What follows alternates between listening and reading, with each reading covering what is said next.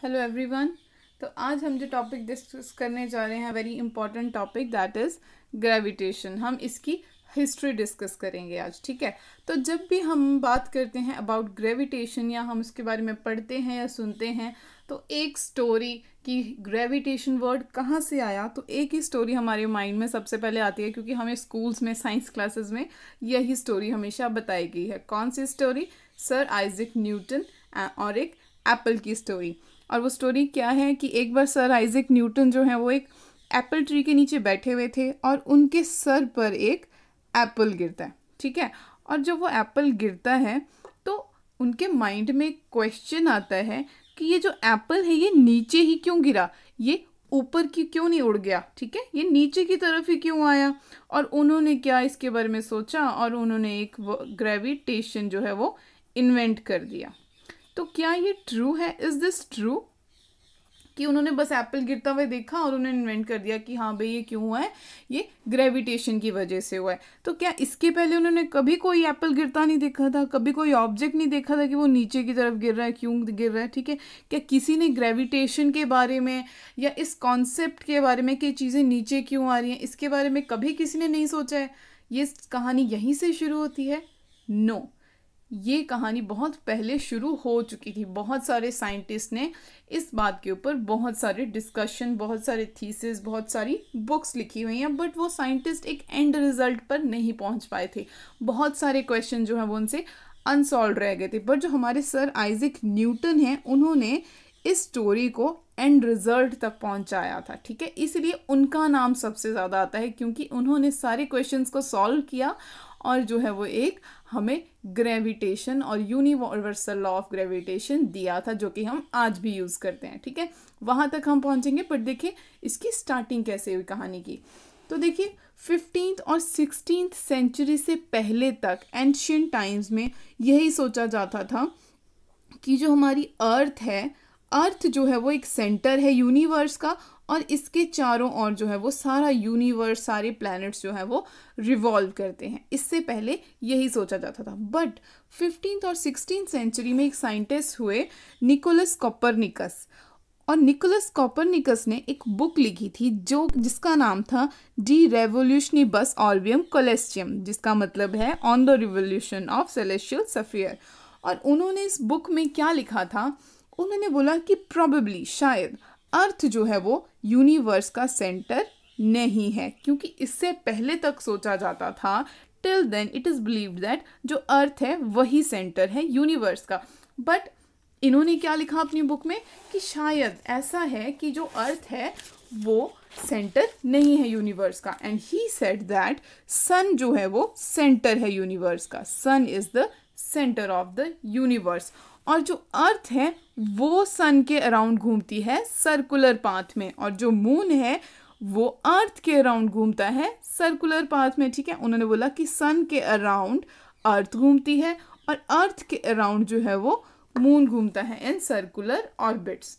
But उन्होंने ये नहीं बताया कि ऐसा क्यों होता है, वाई सो, ऐसा क्यों है, ऐसी कौन सी फोर्स है, कौन सी ऐसी शक्ति है जो अर्थ को सन के अराउंड घुमा रही है या सन को वहीं रोक के रखे हुए है सेंटर में, या कौन सी ऐसी शक्ति है जो मून को अर्थ के अराउंड घुमा रही है। ये सारे क्वेश्चंस जो हैं वो अनसॉल्व रह गए। उन्होंने इस बुक में इनका कोई जिक्र नहीं किया, ठीक है। Then came a rich man, Tycho Brahe, ठीक है। Tycho Brahe was a rich man, और उन्होंने क्या किया, उनको भी अब इसमें इंटरेस्ट था, जो कोपरनिकस का मॉडल था कि सन जो है वो सेंटर में है। तो जो अब इसके अगेंस्ट जाता था उस टाइम में उसको पनिश किया जाता था थ्रू द किंग, जो बोलता था कि नहीं अर्थ जो है वो सेंटर में नहीं है, ठीक है। तो उन्होंने क्या किया कि किंग से जो है वो परमिशन ली, किंग को बोला कि मुझे परमिशन दीजिए, मैं इस टॉपिक पे, इस मॉडल पे काम करना चाहता हूँ। और किंग ने जो है वो परमिशन दे दी और उन्होंने एक पूरा सिस्टम दे दिया तैयार करके टाइको ब्राहे को कि लो जी आप बैठो अपनी टीम के साथ और आप जो है वो रिसर्च करो कि ऐसा क्यों है या ऐसा है भी है या नहीं है। तो उन्होंने एक अपनी पूरी टीम तैयार की जो उनके लिए, टाइको ब्राहे के लिए काम करती थी। और उस टीम में केपलर नाम के भी एक साइंटिस्ट थे जो कि काम करते थे टाइको ब्राहे के लिए। अब टाइको ब्राहे करते क्या थे, वो सिर्फ स्टार्स को देखते रहते थे, बस उनको वो बस ही keeps at looking at the stars, वो देखते रहते थे और उन्होंने स्टार्स को देख देख के ही कुछ एक बहुत इम्पॉर्टेंट जो है वो यूनिवर्स के मैप्स तैयार किए। ठीक है, उन्होंने बहुत एक इम्पॉर्टेंट काम किया था हमारे लिए, और उन्होंने ऐसे ही बस स्टार्स को देख देख के बहुत सारे कैलकुलेशंस करके, बहुत थ्योरी पे काम करके, कोपरनिकस के मॉडल पे काम करके उन्होंने जो है वो कुछ एक मैप्स बनाए। और उनकी डेथ के बाद जो उनकी टीम में केपलर था साइंटिस्ट, उसने क्या किया, वो चुरा लिए, वो ब्राहे के मैप जो है उसने स्टील कर लिए केपलर ने। और केपलर ने फिर उन मैप्स के ऊपर बहुत काम किया। ठीक है, और साथ में उसने क्या किया, कोपरनिकस के मॉडल को स्टडी किया, और उसने कोपरनिकस के मॉडल को मैथमेटिकली और थ्योरेटिकली प्रूव किया। क्योंकि कोपरनिकस ने सिर्फ थ्योरी दी थी, बट फिजिक्स क्या मानती है, थ्योरी और मैथमेटिकल दोनों प्रूव होने चाहिए। ठीक है, और इसने केपलर ने थ्योरेटिकली और मैथमेटिकली प्रूव किया। बट वो जो बात की थी कोपरनिकस ने कि हम सर्कुलर ऑर्बिट में जो सारे प्लैनेट, अर्थ भी हैं जो सन के अराउंड मूव करें, इस पे काम किया। बट एक कन्फ्यूजन थी, it was because of Mars. उनको क्या कन्फ्यूजन थी कि जो उन्होंने जब मार्स को स्टडी किया उन मैप्स के अकॉर्डिंग, तो मार्स कभी आगे को आता था, कभी पीछे को जाता था। तो ऐसा क्यों था, केपलर ये समझ नहीं पा रहे थे। ठीक है, और यही सब कैलकुलेशंस और कोपरनिकस के मॉडल को स्टडी करते करते उन्होंने देखा कि कुछ एक बातें जो हैं उनकी मैच नहीं करनी थी कोपरनिकस के मॉडल से। उनकी कैलकुलेशन थोड़ी सी उनकी थ्योरी के साथ मैच नहीं कर रही थी। ठीक है, बिकॉज उन्होंने तो कहा था कि सर्कुलर ऑर्बिट में कांस्टेंट स्पीड के साथ मूव कर रहे हैं, बट मार्स तो ऐसा नहीं कर रहा है, मार्स आगे पीछे जा रहे हैं। तो वो कहते कि कुछ तो गड़बड़ है कोपरनिकस के मॉडल में, क्योंकि उनको अपनी कैलकुलेशन के ऊपर पूरा बिलीव था कि नहीं, आई एम कॉन्फिडेंट, मेरी कैलकुलेशन तो गलत हो ही नहीं सकती। तो गड़बड़ कहाँ है, थ्योरी में है, कोपरनिकस के मॉडल में, ऐसा उन्होंने बोल दिया। ठीक है, और इन सब चीज़ों को स्टडी करते करते, ये सब डिस्कशंस करते करते उन्होंने 3 लॉज तैयार किए, जिसमें उनका पहला लॉ बोलता है कि सन जो है वो सेंटर में नहीं है, जो सन है वो फोकस में है। ठीक है, सन इज द फोकस पॉइंट, और जो बाकी प्लैनेट्स हैं, अर्थ है या बाकी प्लैनेट्स हैं, वो सर्कुलर बोले थे टाइको ब्राहे ने कि वो तो अगर ये हमारा सन है तो उन्होंने बोला था कि सर्कुलर ऑर्बिट में जो है वो बाकी प्लैनेट्स रिवॉल्व कर रहे हैं। ठीक है, बट इसने बोला कि सर्कुलर ऑर्बिट में नहीं रिवॉल्व कर रहे हैं, वो एक एलिप्टिकल ऑर्बिट में, एलिप्स ऐसा होता है ना, एलिप्स, उन्होंने कहा कि वो एलिप्टिकल ऑर्बिट में प्लैनेट्स जो है वो सन के अराउंड मूव कर रहे हैं। ओके, और उन्होंने सेकेंड लॉ में क्या बोला कि अगर कोई, ये अगर हमारा सन है, ही सेड कि जो प्लैनेट सन के पास में है वो फास्ट मूव करेगा। ठीक है, और जो मानो यहाँ जैसे है, जो दूर है उससे, सन से, वो स्लो मूव करेगा। ठीक है, क्या बोला उसने सेकेंड लॉ में, पहले मैं तो बोल दिया कि एलिप्टिकल ऑर्बिट में वो रिवॉल्व कर रहे हैं अराउंड द सन। दूसरे में बोला कि सन जो है उसके जो पास में प्लैनेट हैं, उसके नज़दीक वाले प्लैनेट जो हैं वो फास्ट मूव कर रहे हैं, और जो दूर हैं, डिस्टेंस उनका ज़्यादा है, वो स्लो मूव कर रहे हैं। उन्होंने ये लॉज दे दिए जो कि बहुत इंपॉर्टेंट हुए, न्यूटन ने बहुत स्टडी किया इनके ऊपर। ठीक है, ये बहुत इंपॉर्टेंट लॉज थे उस टाइम पे, उन्होंने इतना मतलब सोचा था इन सब के बारे में। बट ये क्यों रोटेट हो रहे हैं प्लैनेट सन के अराउंड, या ये फास्ट और स्लो क्यों है, why does these planets rotate, why do they fast, जो नियर में है वो फास्ट मूव कर रहे हैं और जो फार्दर हैं फ्रॉम सन वो स्लो मूव कर रहे हैं, ये ऐसा है क्यों, ये सब क्वेश्चन, और ऐसी कौन सी शक्ति है जो इनको ऐसे रोटेट करा रही है या पास या नज़दीक ला रही है, ये सारे जो क्वेश्चंस थे अगेन अनसॉल्व्ड, इनका वो आंसर नहीं दे पाए, मतलब ये भी उनकी थीसिस कंप्लीट नहीं है। ऑलराइट, फिर अगेन एक साइंटिस्ट आए, वेरी फेमस साइंटिस्ट, ठीक है, फिजिक्स में जो हुए हैं वो फिर आए। उन्होंने क्या किया था, उन्होंने टेलीस्कोप का इन्वेंशन किया। पहले तो टेलीस्कोप क्या करता है कि जो बहुत दूर दूर दूर फार्दर ऑब्जेक्ट्स हैं उनको हम आराम से देख सकते हैं थ्रू टेलीस्कोप। तो उन्होंने अब with the help of this telescope उन्होंने इन्वेंट किया, और with the help of this telescope उन्होंने फिर स्टडी किया कोपरनिकस के ही मॉडल को, जो कि कहता था कि सन इज एट द सेंटर और अर्थ और बाकी प्लैनेट्स जो इसके अराउंड रोटेट कर रहे हैं। उन्होंने किसको स्टडी किया, ऑब्जर्व किया, उन्होंने जुपिटर प्लैनेट को ऑब्जर्व किया, और उन्होंने बोला कि जैसे अर्थ के अराउंड जो है वो एक मून रोटेट करता है उसमें, ठीक है, बट जुपिटर के अराउंड बहुत सारे मून जो हैं वो रोटेट कर रहे हैं। ठीक है, एक मून नहीं है, बहुत सारे मून हैं जो कि जुपिटर के अराउंड रोटेट कर रहे हैं, ठीक है। बट क्यों रोटेट कर रहे हैं, अगेन उनके पास भी इस चीज़ का कोई आंसर नहीं था। एंड ही डाइड इन 1642, उनकी डेथ हो गई गैलीलियो गैलीली की। अब देखिए कितने साइंटिस्ट ने इस चीज़ पे, इस टॉपिक पे बात कर चुके थे, राइट। और उनकी डेथ हो गई 1642 में, और उसी साल जो है वो जन्म हुआ, बॉर्न, हमारे द ग्रेट साइंटिस्ट फिजिक्स में जिनका बहुत ज़्यादा योगदान है, sir Isaac Newton. Sir Isaac Newton का जन्म हुआ, ठीक है। और वो एक ऐसे साइंटिस्ट थे जिन्होंने उन सारे क्वेश्चंस का सॉल्यूशन निकाला जो कि बाकी साइंटिस्ट नहीं निकाल पाए थे, ठीक है, ठीक है। और इस बात पे, ग्रेविटेशन और इन सब सन, मून, अर्थ, इन सब पे बात करने से पहले वो 3 फंडामेंटल लॉज मोशन के वो दे चुके थे वो तब तक, ठीक है। देखिए कितना इंपॉर्टेंट, उन्होंने 3 लॉज ऑफ मोशन भी दिए थे, ग्रेविटेशन पे भी बात की थी, और भी उन्होंने बहुत काम किया फिजिक्स के लिए। So we are very thankful to him.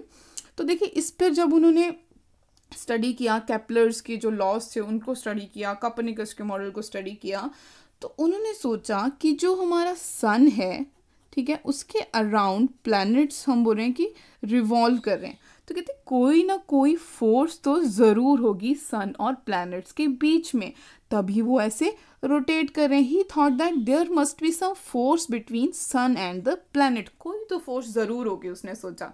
Because Kepler's का जो सेकेंड लॉ है वो क्या कहता है कि जो हमारा सन है, ठीक है, उसके जो पास वाला प्लैनेट है वो फास्ट रोटेट करता है, ठीक है, और जो दूर वाला है वो कैसे रोटेट करता है, वो स्लो रोटेट करता है। तो ही सेड ऐसा क्यों है। अब इनको कैसे पता लग रहा है प्लैनेट को कि मैं जो सन के पास हूँ मुझे फास्ट चलना है, या मैं दूर हूँ सन से तो मुझे फास्ट चलना है। तो कोई ऐसी शक्ति ज़रूर है कि बिकॉज ऑफ विच ये सन को कहता है ये फील कर सकते हैं प्लैनेट, ठीक है। क्या फील कर सकते हैं, सन का इम्पैक्ट फील कर सकते हैं। और वो इम्पैक्ट क्या है, फोर्स है वो इम्पैक्ट, कि वो देयर इज सम फोर्स जो कि इन प्लैनेट्स के ऊपर लग रही है, जो पास वाले पे लग रही है ज़्यादा लग रही है, और दूर जाते जाते वो कम हो रही है, इसलिए वो स्लो चल रहे हैं। तो यहाँ से उन्होंने ये तो क्लियर कर दिया that there is, it was confirm that there is some force between sun and the planet, ठीक है, कि सन है ये हमारी अर्थ है अगर, तो इनके बीच में कोई तो फोर्स ज़रूर है, ठीक है। और ये उन्होंने मैथमेटिकली कैसे प्रूव किया, उनका फर्स्ट लॉ ऑफ मोशन क्या था, उन्होंने अपना first law of motion use किया कि अगर ये कोई ऑब्जेक्ट है, मानो ये अपने स्ट्रेट लाइन में कांस्टेंट स्पीड के साथ चल रहा है, और उन्होंने बोला था कि ये तब तक अपनी मोशन में रहेगा, तब तक अपनी स्टेट ऑफ मोशन में रहेगा जब तक हम इस पर कोई फोर्स नहीं लगाएंगे इसको रोकने के लिए, ठीक है, तब तक ये चलता रहेगा। बट हमने क्या करना है, एक फोर्स लगाई इसको रोकने के लिए। और अगर ये अर्थ भी है, अगर ये सन के अराउंड रोटेट कर रही होती, अगर इस पर कोई फोर्स नहीं लग रही होती ना अर्थ के ऊपर, तो ये चलती रहती अपनी स्ट्रेट लाइन में। बट इसके ऊपर कोई फोर्स लग रही है, ठीक है, क्योंकि जब ये रोटेट कर रही है इस तरह से, जब ये रोटेट कर रही है तो इसकी वेलोसिटी चेंज हो रही है। वेलोसिटी कैसे चेंज हो रही है, अगर ये कांस्टेंट स्पीड के साथ चल रही है तो भी इसकी डायरेक्शन तो चेंज हो रही है हर पॉइंट पे, और डायरेक्शन चेंज मतलब वेलोसिटी चेंज, ठीक है। और वेलोसिटी कब चेंज होती है, जब कोई ना कोई फोर्स लगाई जाती है, क्योंकि अगर कोई फोर्स नहीं लगाएंगे तो चीज़ जो है वो कांस्टेंट स्पीड के साथ चलती रहती है, और जब हम इस पर कोई फोर्स लगाते हैं तो वेलोसिटी चेंज होती है, ठीक है। और वेलोसिटी कब चेंज होती है, जब फोर्स लगाई जाती है। तो देयर इज सम फोर्स जो कि इन प्लैनेट्स पर लगाई जा रही है, ठीक है। और जब देखिए वही बात, जब सन के जो पास वाला है, ठीक है, वो अब फास्ट क्यों है, क्योंकि इस पर ज़्यादा फोर्स लग रही है। और जो दूर वाला है, मतलब डिस्टेंस अगर ज़्यादा है तो वो स्लो है, क्योंकि यहाँ आते आते फोर्स जो है कम हो रही है, ठीक है। तो जो ज़्यादा डिस्टेंस पे है वो उस पर कम है, इसलिए वो स्लो चल रहा है।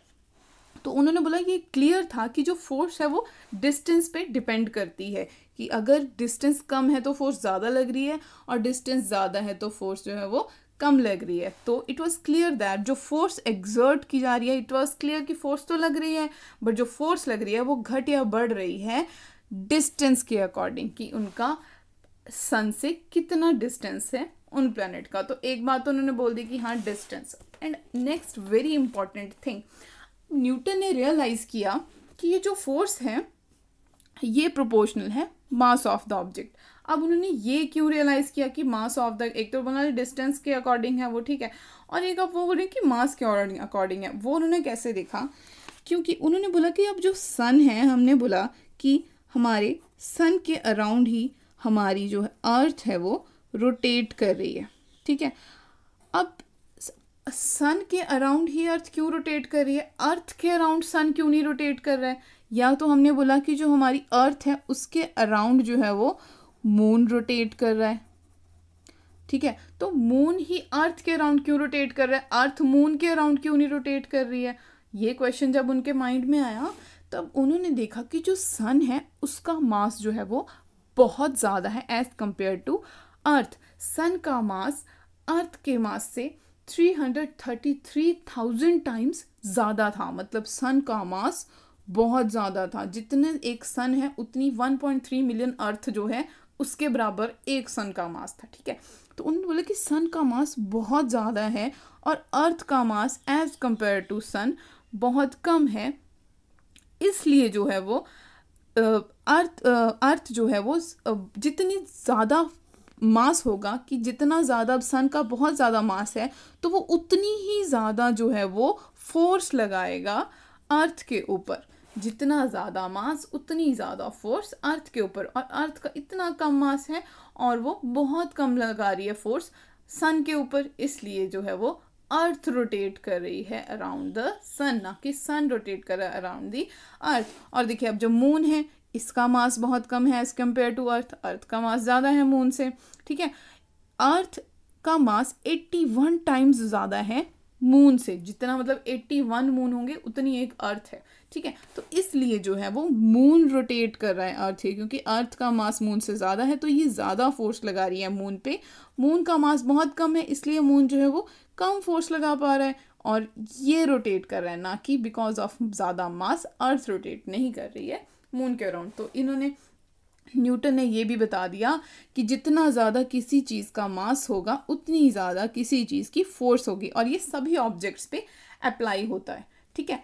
अब ये कैसे अप्लाई होता है, सारे ऑब्जेक्ट्स पे, जितनी भी यूनिवर्स में ऑब्जेक्ट्स हैं और जिनका मास है कोई ना कोई, ठीक है, ये जो है वो सब पे अप्लाई होता है। सो इससे ये क्लियर था कि objects in the universe exerts a force on each other depending on the mass and distance. किन दो चीज़ों पर बताया था उन्होंने मास, एक तो मास पे बताई फोर्स डिपेंड करती है, और एक उन्होंने बोला कि डिस्टेंस के ऊपर डिपेंड करती है हमारी फोर्स, ठीक है। तो उन्होंने बोला कि जितने भी यूनिवर्स में ऑब्जेक्ट हैं सारे एक दूसरे पर फोर्स लगाते हैं, ठीक है। अर्थ ने भी सन पे लगाई, सन ने अर्थ पे लगाई, बट सन की फोर्स ज़्यादा थी इसलिए उसका इम्पैक्ट ज़्यादा हुआ अर्थ के ऊपर, अर्थ की फोर्स कम थी उसका इम्पैक्ट नेग्लिजिबल हुआ सन के ऊपर, ठीक है। और यही हमारा रीज़न था कि वाई जो हमारा एप्पल था, कि जो एप्पल था वो ग्राउंड पे क्यों गिरा, अर्थ पे क्यों गिरा, और अर्थ जो है वो एप्पल पे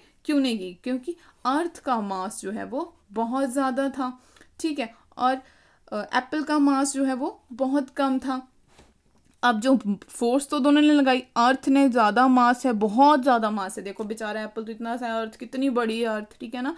तो अर्थ ने बहुत ज़्यादा फोर्स लगाई एप्पल के ऊपर, और एप्पल ने इतनी सी छोटी सी फोर्स लगाई अर्थ के ऊपर, ठीक है। तो बेचारा एप्पल अब क्या कर सकता था, इतनी ज़्यादा फोर्स जब अर्थ ने लगा दी उसके ऊपर, ठीक है, और उसने अपनी तरफ जो है वो उतनी फोर्स लगाई और अपनी तरफ जो है उसको खींच लिया। और ये जो खींचने की जो फोर्स थी, इनविजिबल फोर्स जो कि हमें दिखाई नहीं देती है, ठीक है, ये जो फोर्स थी खींचने की, अट्रैक्शन की फोर्स, उसको उन्होंने नाम दे दिया ग्रेविटी। सर आइजैक न्यूटन ने इस फोर्स को नाम दिया ग्रेविटी, या फिर इसको हम फोर्स ऑफ अट्रैक्शन भी बोलते हैं, क्योंकि ये क्या करती है, अट्रैक्ट करती है चीज़ों को एक दूसरे की तरफ। वो जो फोर्स है एक दूसरे पर, एक दूसरे को फोर्स लगती है, एक दूसरे को अट्रैक्ट करते हैं, फोर्स ऑफ अट्रैक्शन भी बोलते हैं इसको। और उन्होंने ग्रेविटेशनल फोर्सेस, ठीक है, ग्रेविटेशनल फोर्स ऑफ अट्रैक्शन भी बोलते हैं इसको, ठीक है। सर आइजैक न्यूटन ने इसको नाम दिया था ग्रेविटी, और उन्होंने एक यूनिवर्सल फॉर्मूला दिया था इसके लिए। वो क्या था, दैट हमारी force of gravity is equals to, this is proportional constant, ठीक है, this is mass of first object, mass of second object, and this is r is the distance. तो उन्होंने हमारे पास ये फॉर्मूला दे दिया था, that is our universal law of gravitation. इसके बारे में हम अपनी नेक्स्ट वीडियोस में डिटेल में स्टडी करेंगे, बट हम पहुंच गए कि ग्रेविटेशन आई कहाँ से थी। ठीक है, हमने उसकी हिस्ट्री पढ़ ली कि ये कहानी कहाँ से शुरू हुई थी। ये एक एप्पल के गिरने से स्टार्ट नहीं हुई थी, उससे कहीं पहले से ये कहानी शुरू हो चुकी थी। तो this was all about the history of gravitation की ये वर्ड आया कहाँ से और ये कैसे इसकी स्टोरी पूरी बनी इसकी इन्वेंशन की। So this was all about our today's video. Thank you.